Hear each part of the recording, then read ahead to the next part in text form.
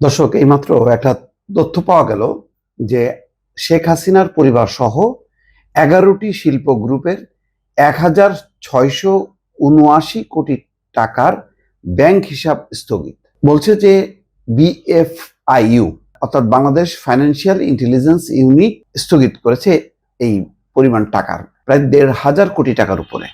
শেখ হাসিনার পরিবার সহ 11টা শিল্প গ্রুপ, মনে হচ্ছে যেন শেখ হাসিনার পরিবারও একটা শিল্প গ্রুপ। যাই হোক, এছাড়া 46,000 কোটি টাকার সম্পদ জব্দ করেছেন আদালত।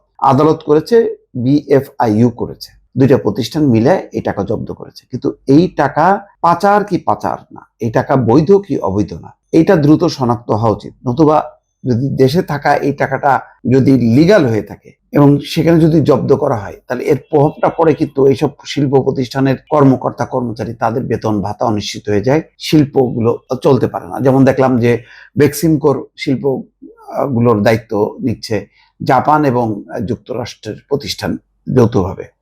তো এগুলি যদি পাচার টাকা হয়ে থাকে, অবৈধ টাকা হয়, সেগুলি আদায় করা, প্লাস হচ্ছে যদি বৈধ হয় সেগুলি দ্রুত ছাড় করা, সেটাও কিন্তু দরকার। মানে টাকা আমি আটকাইলাম, জব্দ করলাম, এটাই কিন্তু একমাত্র ক্রেডিট না। ক্রেডিট হলো শিল্পগুলো যাতে নিয়মিতভাবে চলে, তা নাহলে অর্থনীতির চাকা কিন্তু বন্ধ হয়ে যেতে পারে। এটাও নিশ্চয়ই মাথায় রাখা উচিত।